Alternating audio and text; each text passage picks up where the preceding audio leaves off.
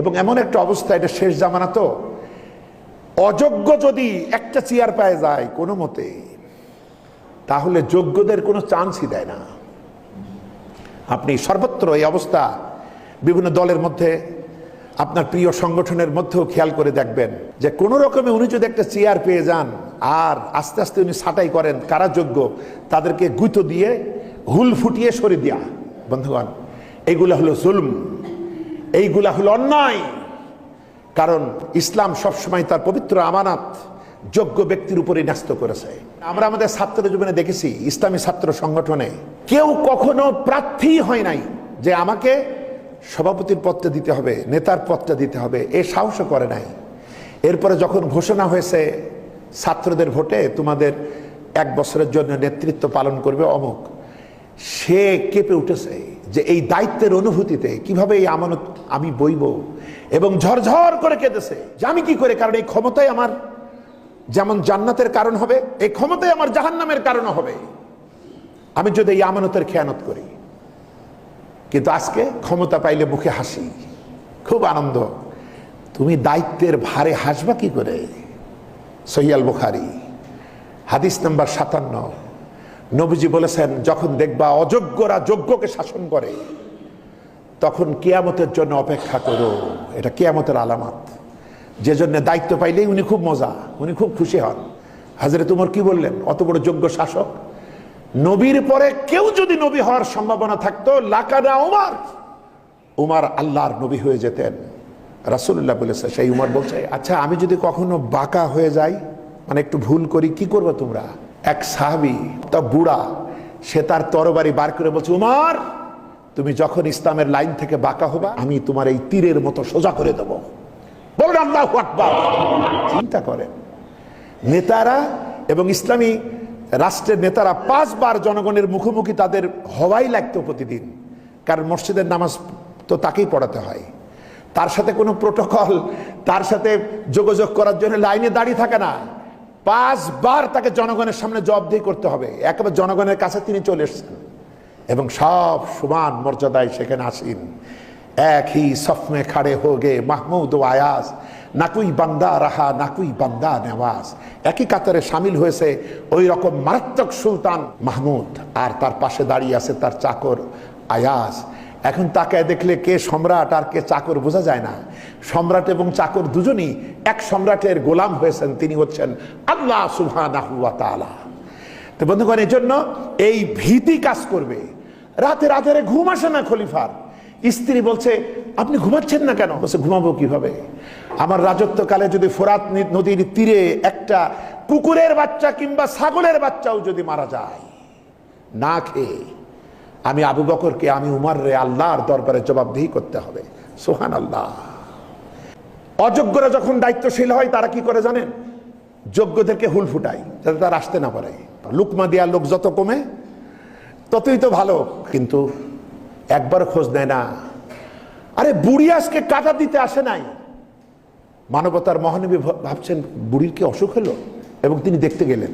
সারা পৃথিবীর অর্ধেকটার খলিফাতুল মুসলিমিন আমিরুল মুমিনিন হযরত উমর, রোম থেকে গোয়েন্দা প্রধান এসছে মদিনায়, এসে উমরের অফিস খুঁজছে। খুঁজে মনে করছে বিশাল অট্টালিকা হবে, বিরাট ব্যাপার, তাদের রোমের বাদশার যেমন। কোথাও না পেয়ে মদিনার একটা জনগণকে বলছে, আচ্ছা তোমাদের মালিক কই, তোমাদের বাদশা কই? তো বলছে, আমাদের তো কোনো মালিক নেই। তো বলছে, তাহলে এইসব চালাই কে? বলছে, আমাদের একজন আছে, আমাদের খাদিম, তাকে আমরা আমিরুল মুমিনিন বলি। বলছে, আচ্ছা তার নাম কি? বলছে, উমর। তখন এই রোমের এই গোয়েন্দা বলছে, তিনি কোথায়? তা তো জানেন কোথায়। তখন তিনি বেশ খোঁজ খবর নিয়ে, একটা লোক বললো, আমি জানি তার ওই জাকাতের যে উটগুলা ছিল আস্তা বলে, ওই উট একটা হারাই গিয়েছে।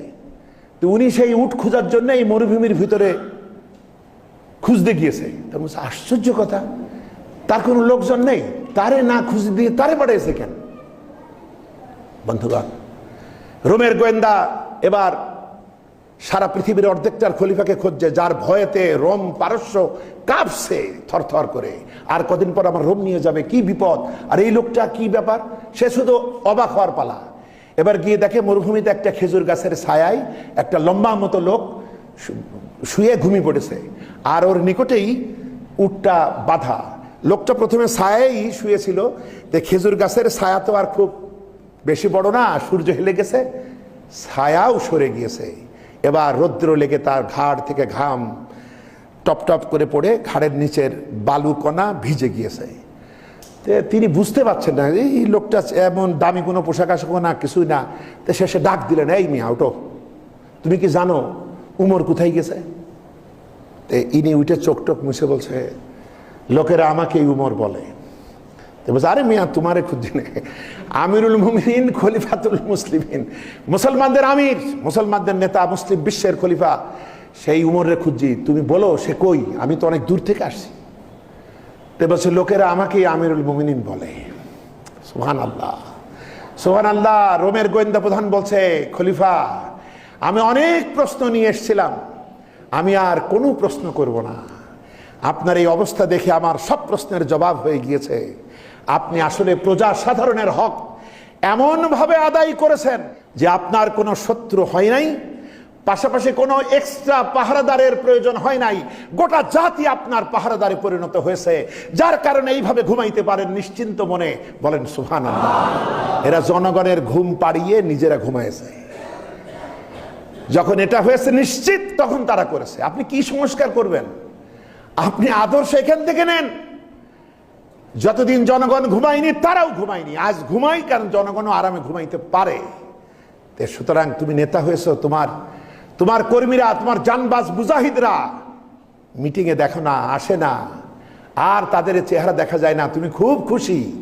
অথচ উমার একটা উট হারায় গিয়েছে, তার পেরেশানি কি তিনি নিজে খুঁজতে গিয়েছেন যে এর জন্য আল্লাহর কাছে আমাকে জবাবদিহি করতে হবে। এরা সব ছিল কালেমে তাইয়্যিবায় বিশ্বাসী ঈমানদার, তাদের দ্বারা মানবতার এই কল্যাণ সাধিত হতো। সুতরাং সবসময় তারা ছিল বিনয় বিনম্র, এবং অন্যদেরকে তারা নিজের চাইতে যোগ্য মনে করত, এবং সবাইকে ভ্রাতৃত্ব বন্ধনে ভালোবেসে কাছে ডাকত। বন্ধুগণ, এই মুসলমান না হলে আমরা আসলে ইসলামের বিজয় আনতে পারবো না। সেজন্য আমাদের ভিতরে সবসময় আত্মসমালোচনা। আপনি কি আত্মসমালোচনা করেন?